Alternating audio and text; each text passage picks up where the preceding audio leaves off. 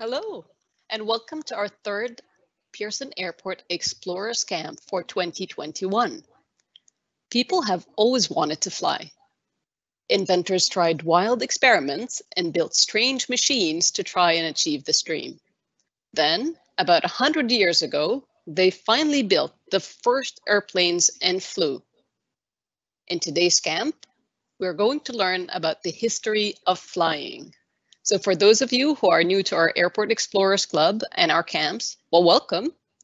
You can become an official Explorers Club member by joining up on our website. And we'll be putting up our website address in just a minute. As an official member, we'll provide you with more fun activities and insider information, so be sure to sign up. Now, before we move along to our presentation, I'd like to say hi to a few of my friends who will be helping me today. So my name is Ruba.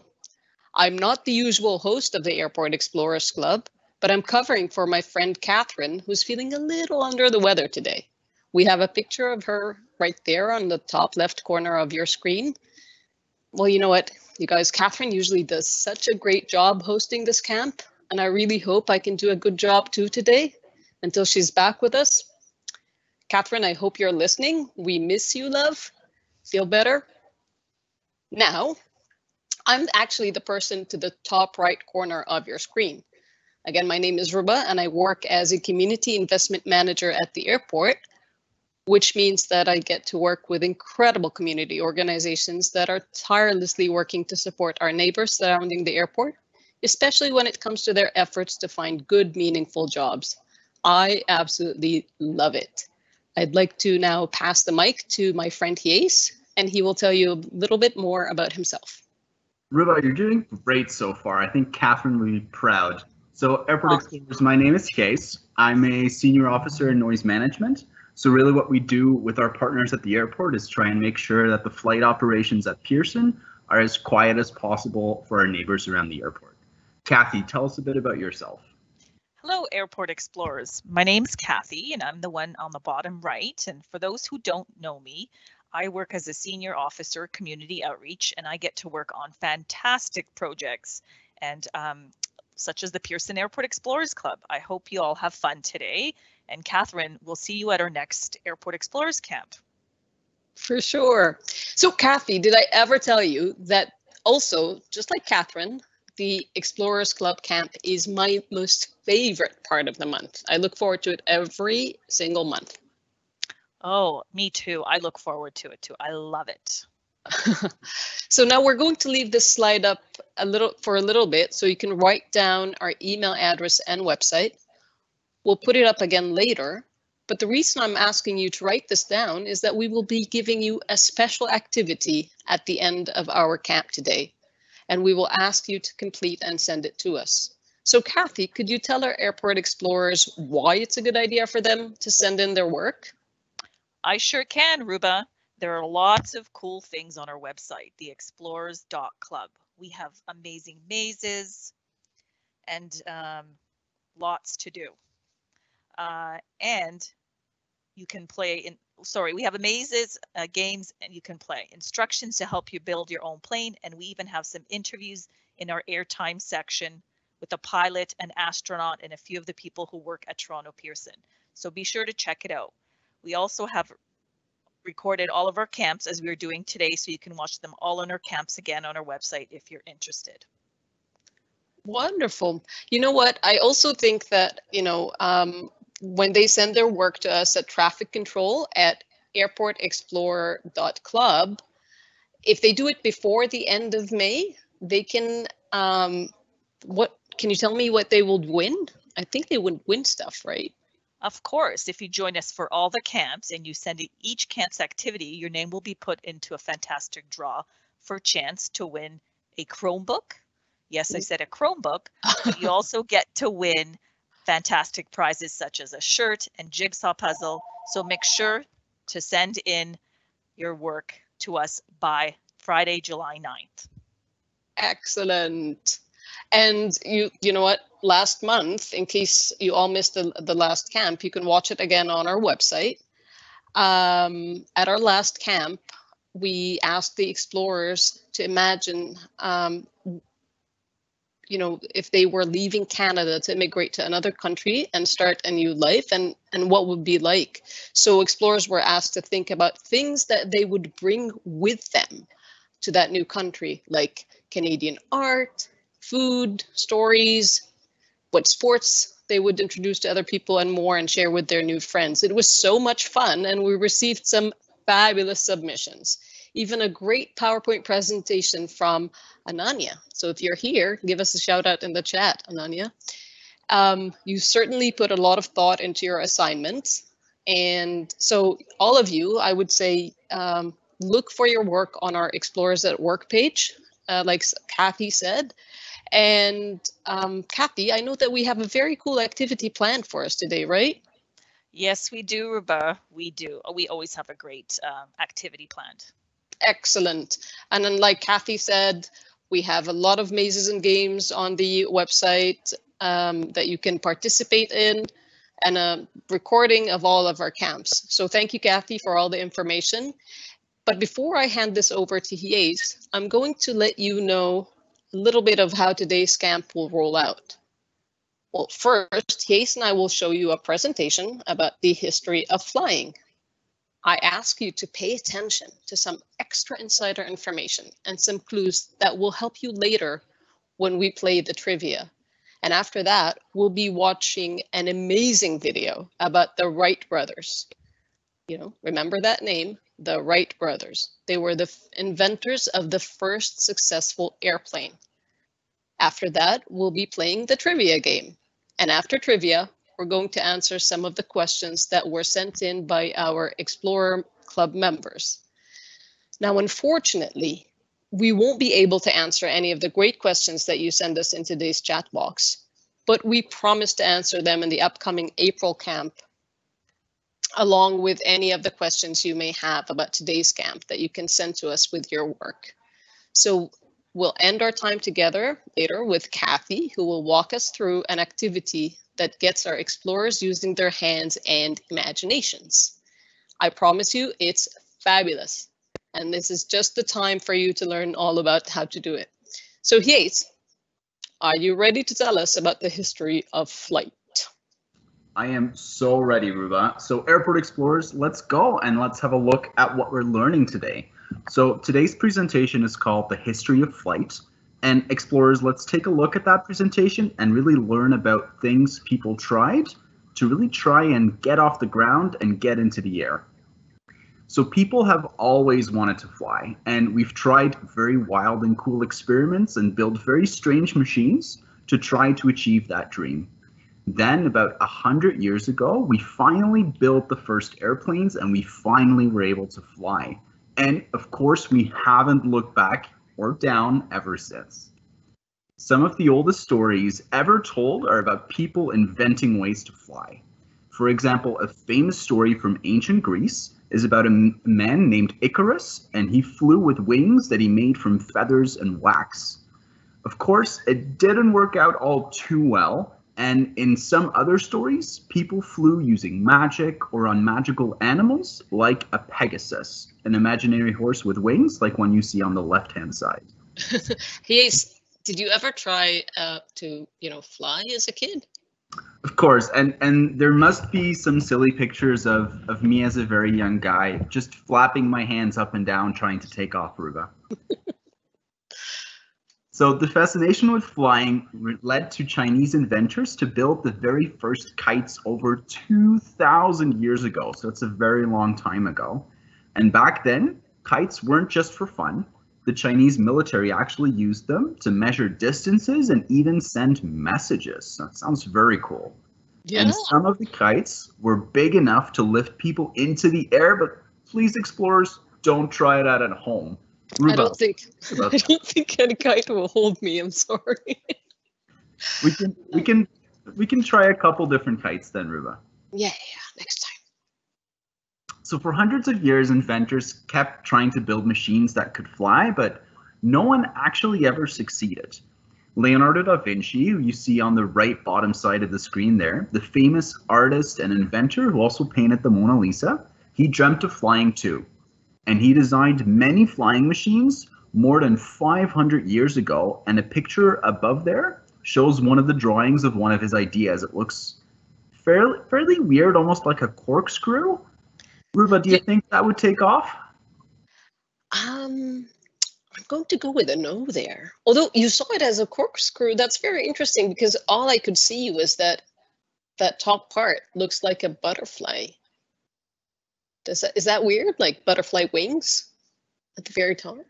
That's what I saw it to be like. It definitely looks very fascinating, and I'd be interested to see what he was thinking when he designed it. Well, according to him, it was worth a try for sure. Definitely. So apart from the weird corkscrew butterfly invention explorers, there was some really other great ideas. And finally, about 200 years ago, the hot air balloon was invented, and humans could fly for the very first time ever. And those hot air balloons carried passengers using baskets underneath. The first hot air balloon ride happened in France in 1783. I think, Ruba, that would be worth remembering, that it was in France in 1783. And those hot air balloons are even now used mostly for fun. For example, every year there's a huge festival in New Mexico in the States where over 500 hot air balloons fly all together. Oh, wow. I'd love to see that. I would absolutely love to see that. When travel is back, then maybe that's my next destination. I can just imagine it being so pretty with all the different colors, Ruba. Yeah. So we're not going to be talking about the Wrong brothers today, but definitely about the Wright brothers. And hot air balloons were a big step forward, but people still wanted to fly faster and further. So inventors kept working on making other types of flying machines. And of course, the most famous flying inventors were the American brothers named Orville and Wilbur Wright. That's, of course, a name to remember, explorers. And they were also very big dreamers, so they became fascinated with the idea of flying. Wow. You know, I was actually having a conversation with our friend Catherine the other day, and she told me that she listened to a podcast about the Wright brothers.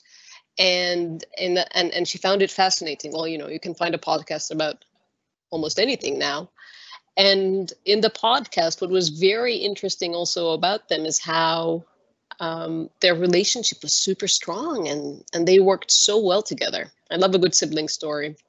Yeah, I don't think me and my sister would ever be capable of inventing an airplane together, Ruba. So that definitely would be a challenge. Maybe you'll invent something better and bigger. You never know.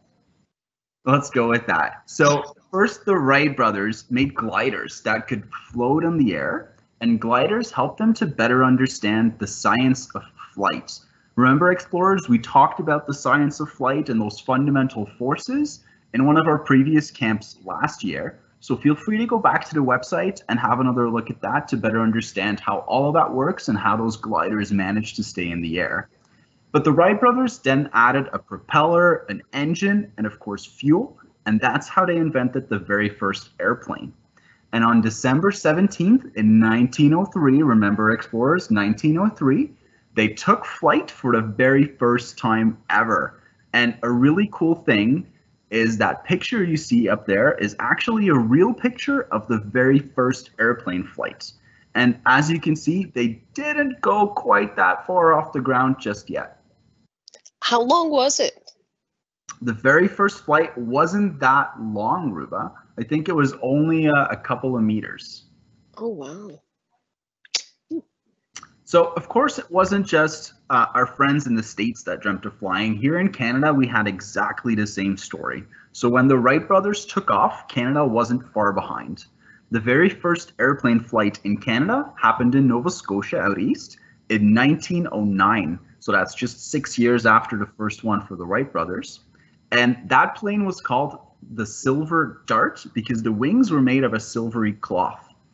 And Ruba, do you know that we even have a street near the airport that's called Silver Dart Drive? Oh, wait, where is that? So it's near the airport, near actually our big administration building. So that's really cool to see that connection between the history of flight and the airport today. Oh, geez, thank you. That's actually a very interesting piece of information. And yeah. We also see a picture there of another very brilliant guy. and that's Alexander Graham Bell. And we mostly know him as the guy who helped invent the telephone, but he also helped design airplanes. So there's another really cool story there. And there's, of course, a lot of great people that really helped further our flying capabilities. And some of those people, they just dreamt of flying. It's all they did, and they wouldn't let anything stop them. So some of the most famous pilots who made history you're seeing on your screen right now. So in 1927, Charles Lindbergh became the first person to fly alone across the Atlantic Ocean. In 1932, Amelia Earhart became the first woman to fly alone across the Atlantic Ocean. And in 1943, Alan Bundy became the first Black Canadian pilot when he joined the Royal Canadian Air Force. So these are some immensely inspiring people. You know, all these stories, all their stories are incredible, and I think they're wonderful role models. And this is very important history that we all need to learn. Amelia Earhart is actually one of my personal heroes. I'm fascinated by her story. There's some great documentaries about Amelia Earhart too, if our explorers want to find out more, of course. So there's a lot to talk about when we talk about the history of flight, but we're going to give you a couple of highlights and some of those big moments in Canada's aviation history. So in 1918, the first airmail was sent from Toronto to Montreal. So of course, that's mail going through the sky instead of by train or by truck. And in 1920, the first passenger flight flew out of Winnipeg with 2 pilots and only 1 passenger on board. So that's, I think, super first class, Ruba. Totally super first class. Also very cute airmail, by the way. There. And in 1937, Trans-Canada Airlines, which later became Air Canada, was created. And check out that really cool picture of one of their old planes on the right-hand side there. It looks so shiny. I know. Unbelievable. That engine or propeller is incredibly gorgeous, actually. Really cool to see.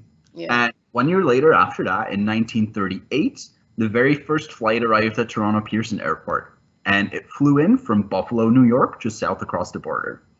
And then in 1962, Toronto Pearson became the busiest airport in Canada, which it still is today. Yay!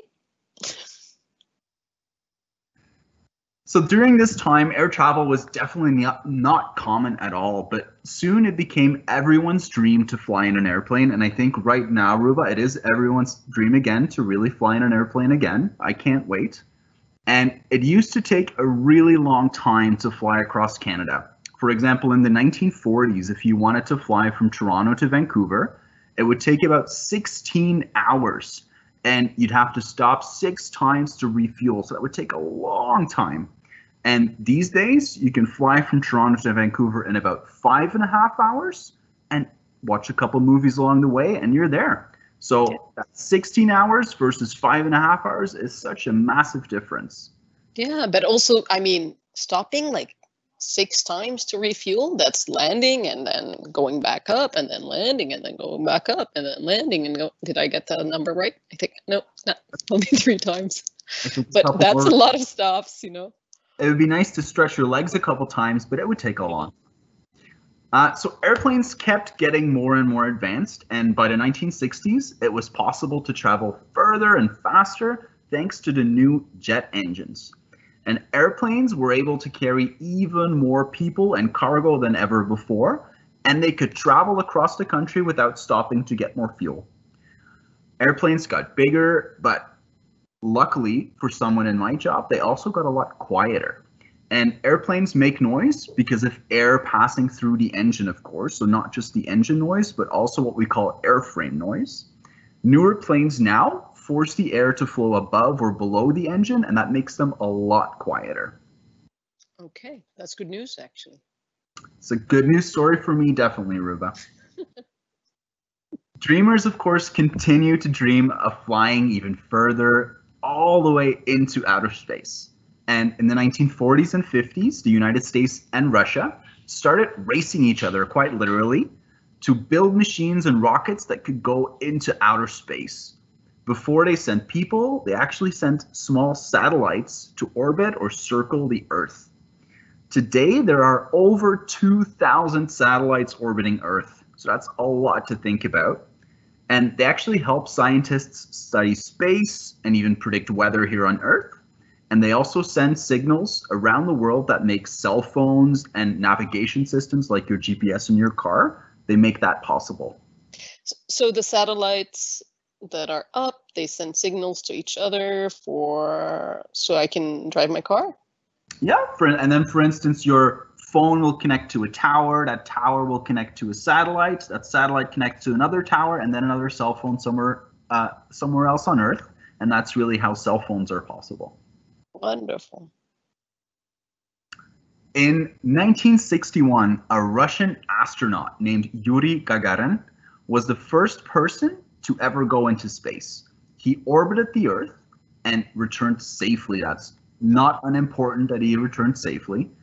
And in 1969, Americans Neil Armstrong and Buzz Aldrin were the very first people to land on the moon. And the entire world watched on TV as they landed and walked on the moon, and it was an amazing moment in history. Incredible. Hey, listen, random question for you. Yeah, Ruba. Do you think Buzz from Toy Story is named after Buzz Aldrin? Ooh, that's pretty cool. It might be like some sort of tribute from the guys at Pixar. That would be cool. That's cool. You know, to infinity and beyond, you know? Of course, Ruba. Always beyond. So next, humans started creating ways for people to actually live in outer space. And different countries invented space stations for astronauts to live for months or even years at a time. The International Space Station is one of the most famous of those space stations. And astronauts from Canada, Russia, the United States, Japan, and Europe all live there and do scientific experiments to learn more about space and really how that impacts humans and other organisms. We have a really cool interview with Marc Garneau, who was the first Canadian to go into space, and he's now a member of Parliament. Check out that video on our webpage. Right. I think it's also the Minister of Foreign Affairs, or... Yeah, he used to be the Minister of Transport, but I think now he's the Minister of Foreign Affairs. That's right, Ruba. Right. Yeah. And it's a cool interview, actually, that we have with him. Really nice interview. Oh, there it is. Infinity and Beyond. Infinity and Beyond, yeah. Yeah. So the next place to explore in our solar system is the planet Mars. So you've been probably hearing a lot about that, explorers. Scientists have sent 4 robots there named Sojourner, Spirit, Opportunity, and Curiosity to really help and do research there on Mars. Curiosity is exploring Mars right this very minute, and some people are even dreaming about sending humans to Mars someday, like Elon Musk with the whole SpaceX idea, right, Ruba? Right. So, well, yeah. Yeah, Ruba, if you think about it, right now, Mars is entirely populated by robots, so it's technically a robot planet, right? Oh, right. Something to think about. I mean, I can't wait. I mean, I would love to go to space, but then to Mars specifically, that would be incredible. And to see and try and see Earth from there, can you even imagine? It'd be really cool, yeah. Yeah. So, as you can see, Ruba and explorers, people have really been dreaming about flight for thousands and thousands of years, but the dream of flying only became a reality about 117 years ago. So not too long ago, it would have taken months to get to another continent, and it was also really hard to get food or other items from one place to another. Today, we can go to the other side of the world in just a couple of hours, and we can also send and receive important things like medicine or PPE, personal protective equipment, which is very important right now, to and from faraway places. All because of those amazing dreamers who were determined to fly. So explorers, the morale of this story definitely is find out what your dream is and don't let anything stop you. That's incredible. That is incredible. Thank you, Hayes. That was super, super interesting and a lot of information to remember. I, as always, learned a lot. So as we mentioned earlier, we are recording today's camp. The recording will be put on the Explorers Club website tomorrow, so you can watch it again I think you would want to watch it again tomorrow because there will be a ton of great information. And, you know, just to not ruin any surprises, I think we have fantastic activity. So as I mentioned at the beginning, we have a video that we would like to share with you that highlights the first successful airplane that flew. It didn't flew, it flew. So explorers, are you ready to learn more about the Wright brothers? Here we go. The Wright brothers, the first successful airplane, 1903. Wilbur Wright was born on April 16, 1867 in Millville, Indiana, and Orville Wright was born on August 19, 1871 in Dayton, Ohio. Both brothers were pioneers credited with inventing the first airplane. In late 1901, the Wright brothers had gathered the aerodynamic data they needed to build a successful flying machine, and in 1902, the Wright brothers had built their latest glider based on this data. They had identified a wing shape that was efficient, producing the expected lift, and engineered controls that were responsive.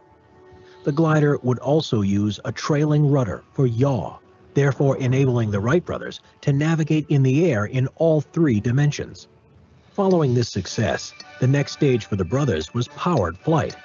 No manufacturers could provide an engine light enough and powerful enough for their needs, so the brothers had to design and build their own. The Flyer was designed in a biplane configuration with a wooden airframe and a wingspan of 12.3 meters or 40 feet 4 inches. The pilot flew on his stomach on the lower wing, steering by moving a cradle attached to his hips. This cradle pulled wires which warped the wings and turned the rudder. The Wright Flyer 1, based on the previous glider, was set up near Kitty Hawk, North Carolina, in the United States of America on December 17, 1903, where there was a hill and a good breeze. The first flight lasted 12 seconds, traveling 36 meters or 120 feet with Orville piloting. 3 more flights were made on that day, with Wilbur achieving the best flight, covering 255.6 meters or 852 feet in 59 seconds. The Wright brothers had made history with the first successful flight of a controllable, self-propelled, heavier-than-air machine. Over the next few years, the Wright brothers developed new flyers while remaining secretive in an attempt to secure patents and contracts.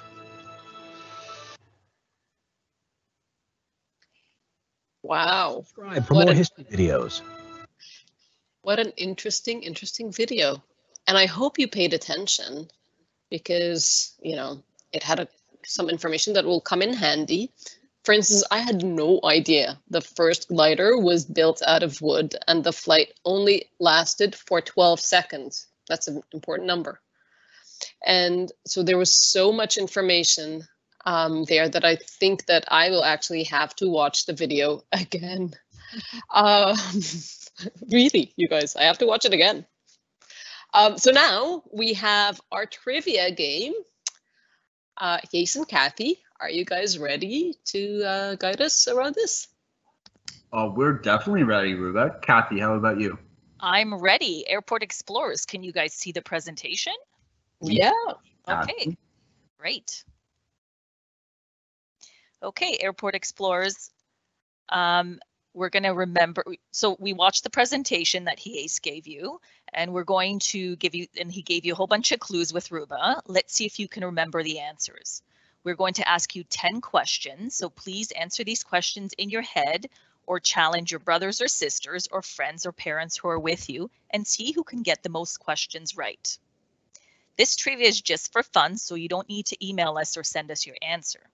Okay, Airport Explorers, are you ready? Yace, are you ready? Definitely ready, Kathy. Are you ready? I'm ready. I see we have question number 1 already on our presentation. So let's see. go. So Kathy, who was Leonardo da Vinci? That's a great question, Yace. I was paying attention. I think my options. What are my options? Oh, yes. Was Leonardo, da Vinci? Who was that? Scientist, doctor, artist and inventor, or teacher? Ooh, I don't know. Let's see. Airport Explorers. Oh my goodness. I think artist and inventor. Good job, Kathy. Wow. Okay, great. Number 1 is correct.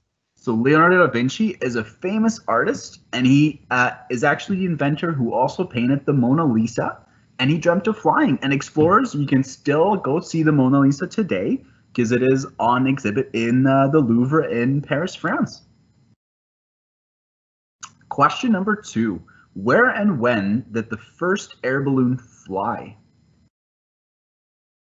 Was that in 1783 in France, 1883 in Germany, 1993 in South Africa, or 2003 in India? Well, by process of elimination, which I think Ruba does that all the time, I'm going to eliminate number 4, 2003 India. That seems a bit too early. Judging by this photo, I'm going to also eliminate 1993 South Africa. I think the answer is 1783 France, number 1. I think you paid very close attention during the presentation, Kathy. I hope so. Let's see if I got 2 right. Oh my goodness, yes. 1783 in France. Woot woot, yes. Okay, moving on to the next question. So hot air balloons are now usually used for fun, and every year there's a huge festival in New Mexico where over 500 hot air balloons fly together. Wow, I didn't know that. That's great information. Thanks, Yace. Question number 3. Who invented the first airplane? Well, Was that Alexander Graham Bell, Orville and Wilbur Wright, Benjamin Franklin, or Harry Ford? well, I know it wasn't Alexander Graham Bell because I think he invented the telephone, even though he was interested in aviation and flying. It wasn't Benjamin Franklin. Henry Ford, I think that's the car. So I'm going to go with Orville and Wilbur Wright. Number 2. What do you think, Yace? I think you're right, Kathy. Let's see the answer. It is definitely the Wright brothers is definitely right. So the most famous flying inventors were American brothers Orville and Wilbur Wright. They started off actually as bicycle makers, but they became fascinated with the dream of flying and invented the first airplane. Wow. Okay. I'll definitely remember that because I remember you saying we're talking about the Wright brothers, not the wrong brothers. Exactly, Kathy. Okay. Let's see question number 4. What year did the very first flight take place? Okay. Let's see the options. Oh, 1703, 1803, 1903, or 2003. So I don't think that last number is going to give any clues away there, Kathy. ooh, and they all end in number 3. You're trying to trick me here, Yace. Okay. Let's see. 2003 is out. That's way too early. 1803 or 1703? It's not 1903. I'm going to go with 1803, number 2. What do you think, Yace? Let's see if that's the right answer, Kathy. I think that's still a little bit early. Yeah, it was. Ooh, 1803. I'm wrong. December 17th, 1903. I was way off, way off. Okay. Okay, let's see question. Oh no, we might still have a little fact here. Yeah, so first the Wright brothers made a glider that helped them float in the air, and then they added a propeller, an engine, and fuel, and that made it the very first airplane. Wow, so they added all these extra things on. First a propeller, engine, and fuel, and they invented this awesome plane that flew. Great. Question number 5. Can you name these 3 famous pilots that made history? One of them is Ruba's personal hero there, Kathy, so there's a little bit of pressure there. Okay, so I think the bottom one is Amelia Earhart. Yes. The far one on the right is, I think the last name was Bundy, and I can't remember the first one. Let's see what our options are. Oh, Charles Lindbergh. Was Lindbergh. Then I think you were right about the other 2, Kathy. Alan Bundy on the right, and on the bottom, Amelia Earhart. So Alan Bundy actually became the first Black Canadian pilot when he joined the Royal Canadian Air Force. Oh my God. I remembered Amelia Earhart because it was Ruba's favorite. It was her hero. Yeah, I think mine too. Question 6. Who invented the telephone? You might think, Kathy, when did we talk about the telephone? Because this is about the history of flying. So, was that Amelia Earhart, Alexander Graham Bell, Mark Garneau, or Viola Davis Desmond? Okay, I know it's not Mark Garneau. I know it's not Amelia Earhart because she's in aviation. So it's, I think it's number 2, Alexander Graham Bell. I think you're right there. I think that's ringing the right bell. Oh my goodness. Who is Viola Davis Desmond? Viola Davis Desmond was a very, very famous emancipator for women and black rights in Canada, if I'm right, Kathy. She was a Canadian civil rights activist, I think. Oh, and Airport Explorers. If you look at the $10 bill, you can see her photo on there. So Alexander Graham Bell helped design planes, but he also invented the telephone. And Bell's famous first words spoken over what we now call the telephone were, "Mr. Watson, come here. I want to see you." Wow, that's hilarious. I wonder what he responded as. He might not even know what to do yet if it was the very first telephone call. Who knew? Who knows, Kathy? Interesting. Nowadays, people have mobile phones, slightly different. Yeah, and we can see them if we're doing like a FaceTime call. You can see and hear people at the same time. Cool stuff. Question 7. When did the first flight arrive at Pearson? Was that 1920, 1937, 1938, or 1962? Okay, I was paying attention for this one, and I should know this one because I work at Pearson. I'm going to say number 3, 1938, yes. I think you're very correct in that one, Kathy. So I think that's the second camp that we've mentioned this little fact. So the first passenger flight that landed at what was then called Malton Airport was on August 29th in 1938. And of course, today that airport is called Toronto Pearson International Airport. And Wow. Look how far it's come, Kathy. What a huge difference. I love the new look of the airport. Wow. Question 8. How many hours did it take to fly from Toronto to Vancouver in the 1940s? Was it 5 hours, 7 hours, 10 hours, or 16? Okay, I remember there were many stops. I know it was a lot, and I'd probably have to get up and stretch if I'm going to go with 16 hours, number 4. That sounds about right to 1950s. me, Kathy. Okay, let's see the answer, yes. 16 hours. So it would take a very long time back then to get across the country. And these days, you can fly from Toronto to Vancouver in about 5.5 hours. And you even get to watch a couple movies along the way. Yeah, I would think 2 movies for sure. Question 9. What invention made it possible for airplanes to travel further and faster? Was it jet engines, peanut butter, propellers, or wind speed? Ooh, yes. Are you trying to throw me off with the peanut butter? I think the peanut butter is very, very important for pilots to keep fueled there, Kathy. Yeah, I think so too. I think, eating, but I don't know if it's one of the inventions that made it possible for airplanes to travel. So I'm going to say wind has a little bit of help, but I'm going to say number 1, jet engines. You are right, Kathy. Jet engines. Wow. Okay, great. So by the 1960s, it was possible to travel further and faster thanks to the new jet engines. You see that picture on the top there? Airplanes were able to carry even more people and cargo than ever before, and they could travel across the country without stopping to get more fuel, so it would take a lot less time. Great. The last question, Kathy, question 10. What year did the first people land on the moon? That's a great question. Let's see the options. Was it 1949, 1959, 1969, or 1979? Okay, I'm going to eliminate number 1, 1949. I'm going to eliminate number 4, 1979. I'm going to go with number 3, 1969. What do you think, Yes? Let's see. They're all very close together, Kathy. It is 1969. Oh, perfect. Yes.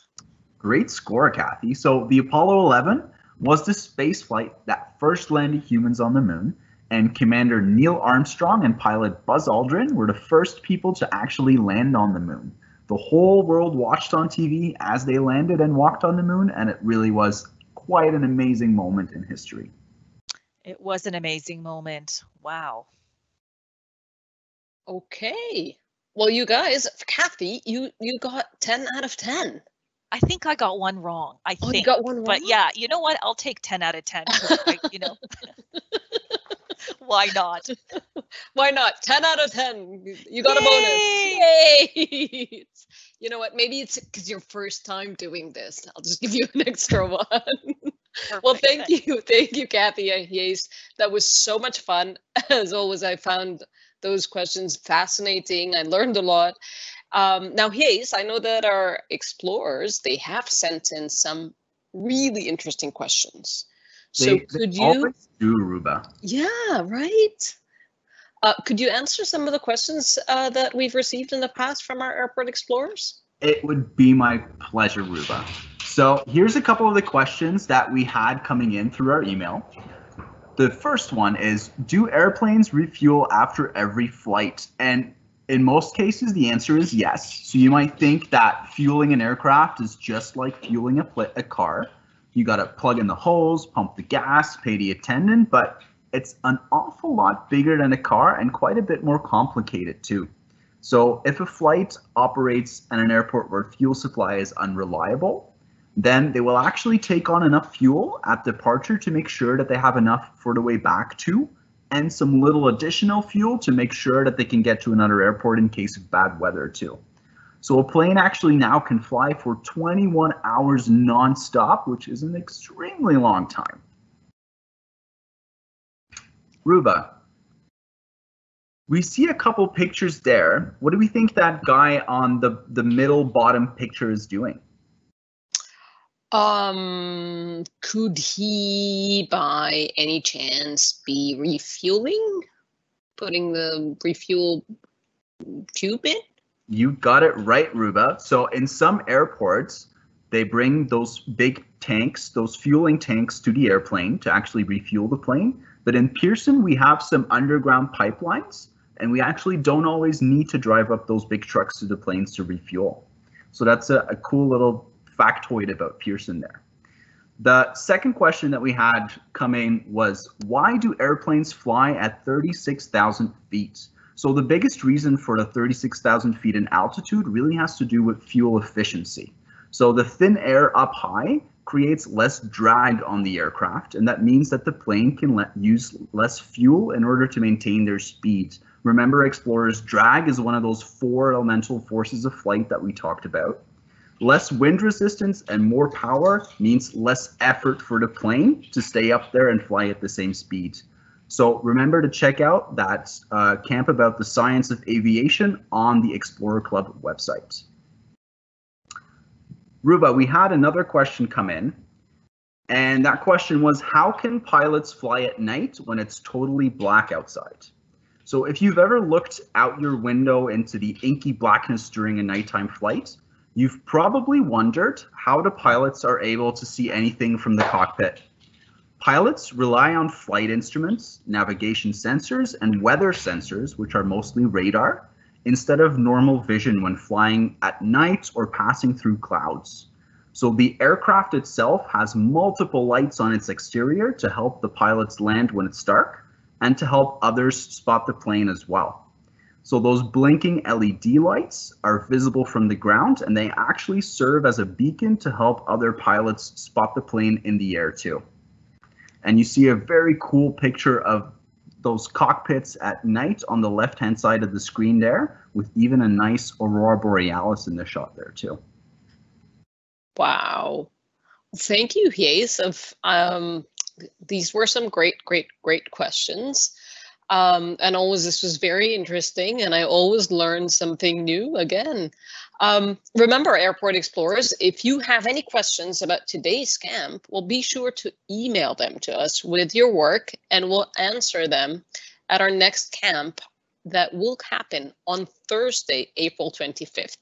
Now, we also want to do a big shout out and thank you to all the airport explorers for sending us their work to the club. We'd like to thank Julie, Landon, Ananya, and Sean and Livia. We really loved seeing all your hard work. You can see it on the screen, some fabulous outcomes, and everyone gets an A++, just like Kathy did actually in the trivia. Now, finally, we'd like to move to really my favorite part of our camp, activity time. And today we have an extra special activity for all of you. Kathy, what are we doing today? Yes, Ruba, it's my favorite time too, and I'm so happy you gave me an A++.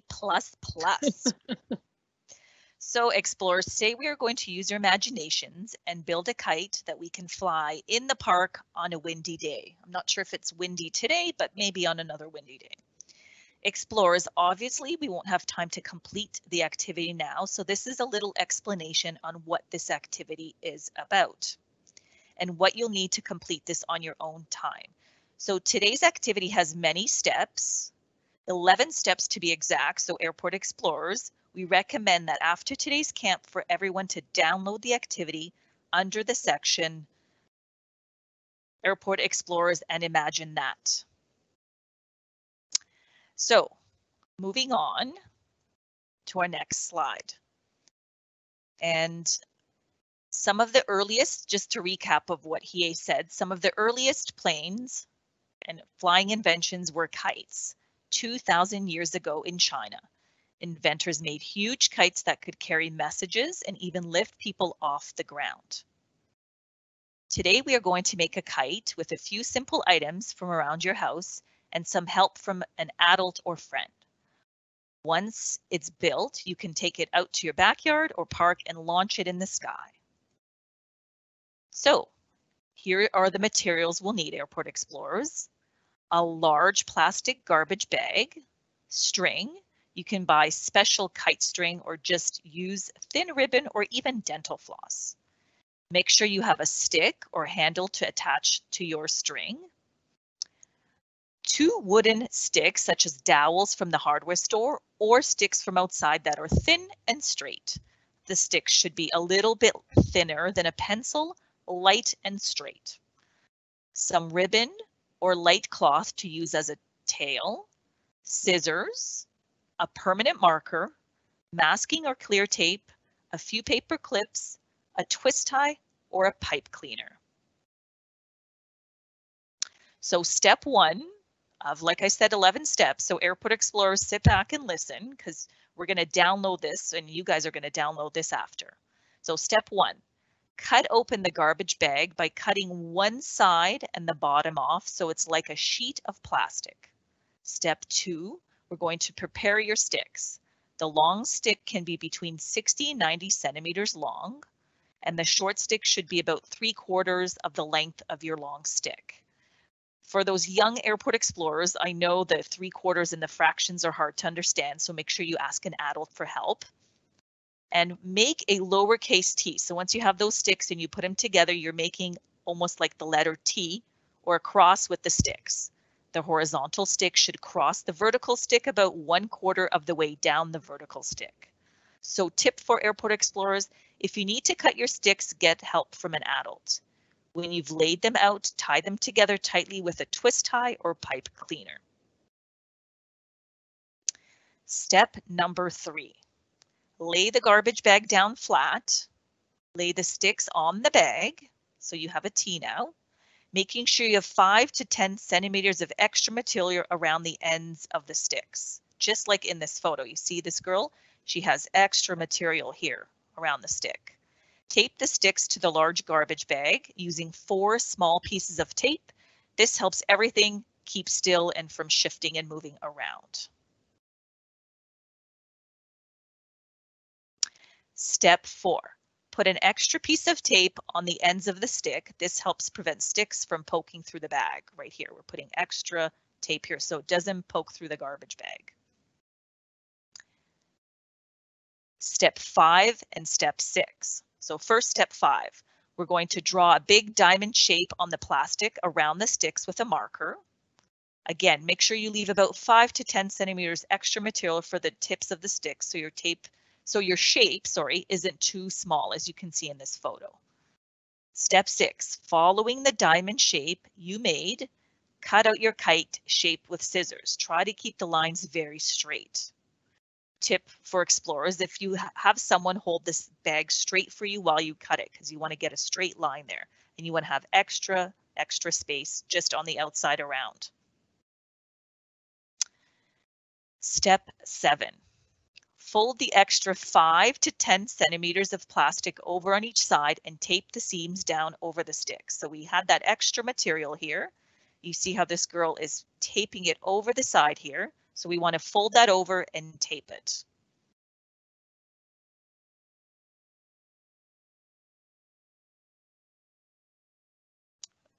And this is an optional step. So decorate your kite. If you used a white plastic bag, use some permanent markers or light paints to draw on the bag. You can also use stickers. I love stickers. So make whatever design you like. Once you're done and used markers or paint, remember to leave it out for a little bit to dry because you don't want to smear your design. So this is an optional step. And now step 8. The longer stick is now the spine of your kite. So remember, there were 2 sticks in the form of a T, and the longer one is the spine of your kite. Flip the kite over so the spine is facing down. Using a marker, mark 2 dots on the kite along the spine. 1 dot that is between the short stick and the top, and 1 dot that is about 8 centimeters from the bottom. Cover these dots with a small piece of tape, just like in this photo. Then, using something very sharp, ask for help because you need something sharp, poke 2 small holes through the tape and garbage bag. So we have tape here, they're going to poke a hole right there. Step number 9. We're going to take a piece of string that is a little bit longer than the space between the holes and put each end through the holes. We're going to then tie the ends of the string to the long stick. When you're done, it should look like a handle, just like right here, like a handle. There's a tip again here for airport explorers. Tie a small loop on this in the string that lines up with the short stick and attach a paper clip to it. This makes it easier to connect your long kite string to the kite. Now, finally, steps 10 and 11. Step 10. Take the really long string you're going to use to fly your kite and tie a small loop at the end and connect it to the paper clip on the kite, just like in this photo. So you can see here's the long stick, that's the spine of our kite, and there's another stick in the form of a T. And finally, step 11, make sure you have a way to reel your kite string. This picture here, we have somebody using a plastic loop that you can tie your string around. You can get a popsicle stick or even a wooden spoon from the kitchen.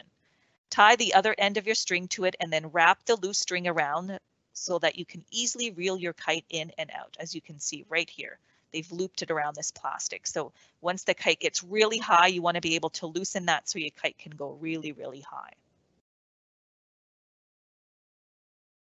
And finally, once you've built your kite and you've decorated with stickers or you've drawn all your famous pictures on it, we're going to fly our kite. We're going to find an open field, wait for some great wind, and we're going to set our kite soaring really high.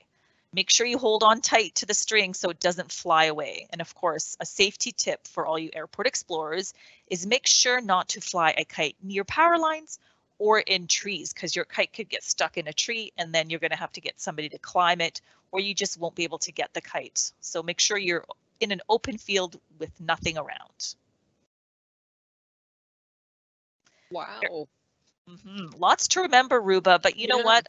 I think our airport explorers can go to our website and under Imagine That, they can download that activity and go through each step by step with an adult or somebody who can help them out and understand the math questions and the size of the sticks, all those great things. Yeah, I mean, it's great that we have all of that information that's going to be there so they can watch this again, that they can go back to the slides and do it step by step with the help of someone. Have you, Kathy, have you ever actually built a kite yourself? No, I have not. I think when COVID is over and we can all get together, I would love to build a kite with you, Ruba. What do you think?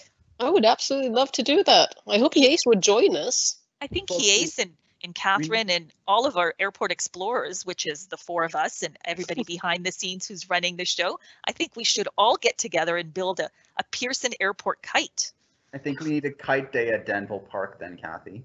I think you're right. And I think it needs to be away from the airport because we have to be careful because we can't fly near the airport. But Danville Park sounds perfect. Well, you know what? I'm going to push for it. I'm going to ask. We have to ask for it. Well, you know, it's going to be a super fun thing to build for airport explorers. I personally can't wait for a windy day to go and fly my kite with all of you in a park and actually build it. So explorers, actually, this is our camp for today. I would like to thank you all for joining us as we've explored and learned about the history of flight.